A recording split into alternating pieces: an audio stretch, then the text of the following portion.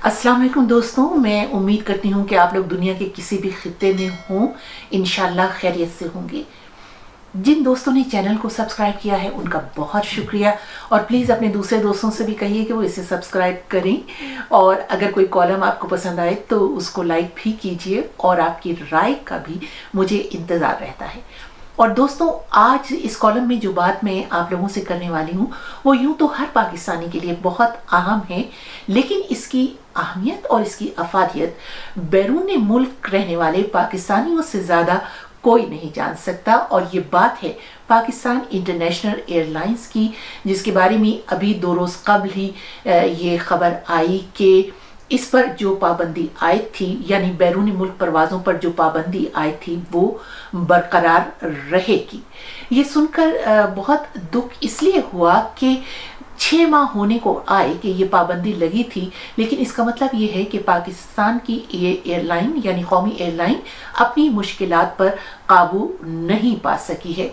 आप लोगों ने सुना होगा कि यूरोपीय कमीशन एविएशन अथॉरिटी ने पाकिस्तान की सिविल एविएशन अथॉरिटी यानी CAA को ये आगाह किया है कि पायलट्स के मशकूक लाइसेंस और जाली डिग्रियों के मामले पर कमीशन के हुक्काम मुतमईन नहीं है, इसलिए पाकिस्तानी तैयारों की बरतानिया और यूरोप जाने वाली परवाज़ों पर पाबंदी बरकरार रहेगी, और न जाने कब तक। आपको याद होगा कि पायलट्स के लाइसेंस को मुतनाज़े बनाने का मामला 24 जून को उस वक्त शुरू हुआ जब पाकिस्तान के वजीर हवाबाजी गुलाम सरवर खान ने ये बयान दिया कि पाकिस्तान के 860 पायलटों में से 262 के लाइसेंस जाली पाए गए हैं। 5 तो ये टोटल 262 हो जाते हैं। अब इनके मैं नंबर्स दे रहा हूं। 121 पायलट्स ऐसे हैं जिनके फ्रांसिक इंक्वायरी के तहत पता चला है कि एक पेपर बोगस था, कि उनकी जगह, ये मैं ब्रेकअप दे रहा हूं कि किसी ने बैठ के पेपर दिया। 2 बोगस पेपरों वाले 39 पायलट, 3 बोगस पेपर वाले 21 पायलट, 4 बोगस पेपर वाले 15 पायलट, 5 बोगस पेपर वाले फिर 11 पायलट, 6 बोगस पेपर वाले फिर 11 पायलट, 7 बोगस पेपर वाले 10 पायलट और 8 बोगस पेपर वाले 34 पायलट। टोटल 8 हैं पेपर्स, और 8 के 8 जिसके बोगस हैं, जिनकी जगह किसी प्रॉक्सी ने बैठ के पेपर दिए, वो 34 हैं। तो इस तरह टोटल बन जाते हैं 262। कौमी असम्बली में वजीर हवाबाजी का ये ऐलान गोया इस कौमी एयरलाइन पर एक खुदकुश बम हमला साबित हुआ, जिससे ये एयरलाइन जमीन पर ढेर हो गई।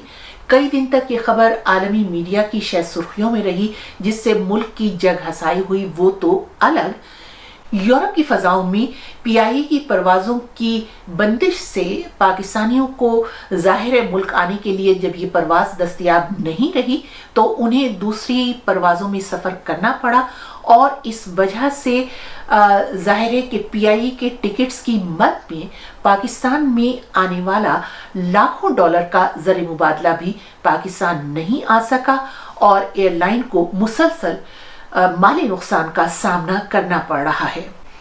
बाद की इत्तलात में ये मालूम हुआ कि वजीर मौसूफ की फहरिस्त में खामियां थी। बहुत कम पायलट्स, शायद 100 से भी कम ऐसे थे कि जिनके लाइसेंस जाली नहीं मशकूक थे, और ये ऐसा मामला था कि इसको सियासत और मुतनाज़े बनाए बगैर इदारे की सतह पर भी तय किया जा सकता था। आज सूरत हाल ये है कि पूरी एविएशन इंडस्ट्री का मुस्तकबिल दांव पर लगा हुआ है और एयरलाइन डूबती नजर आ रही है, लेकिन ये वजीर मौसूफ बदस्तूर अपने ओहदे पर बरकरार हैं। PIA एक ऐसी एयरलाइन है जिसके बारे में वर्जिन एयरलाइन के सरबराह रिचर्ड ब्रैंसन का ये कहना था कि یہ ایک ایسی ایئر لائن ہے جسے کسی تشہیر کی کوئی ضرورت نہیں. اس کا بزنس، اس کے مسافر خود چل کر اس کے پاس آتے ہیں، اور اس میں کوئی شک نہیں کہ بیرون ملک رہنے والے پاکستانیوں کو اپنی اس قومی ایئر لائن سے بہت زیادہ جذباتی وابستگی ہے، لگاؤ ہے.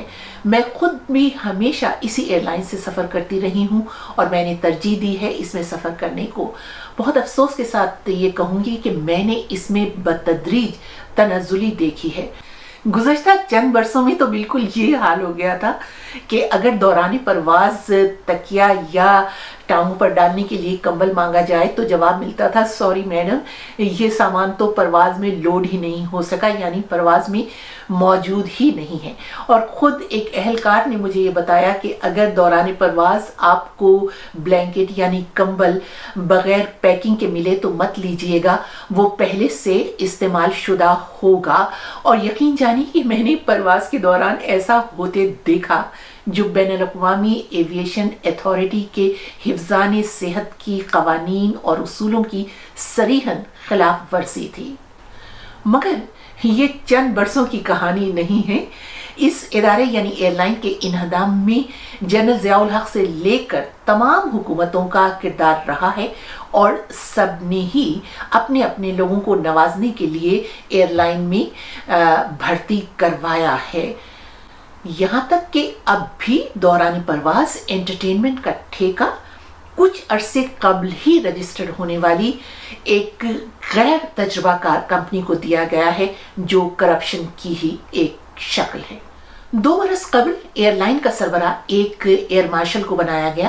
وہ فضائیہ کے بھی سربراہ تھے اور ابھی جولائی تک وہ مسلسل 2 عہدوں پر کام کر رہے تھے. تو ان سے جو یہ توقعات تھیں کہ وہ اس ایئر لائن کو بحران سے نکلنے کے لیے کچھ بہت ہنگامی بنیادوں پر کام کر سکیں گے، وہ پوری نہیں ہو سکی، کیونکہ ایویشن انڈسٹری میں محض انتظامی صلاحیتوں کی نہیں بلکہ ایسے ماہرین کی ضرورت ہوتی ہے جو انڈسٹری چلانے کا تجربہ رکھتے ہوں اور چلانا جانتے ہوں.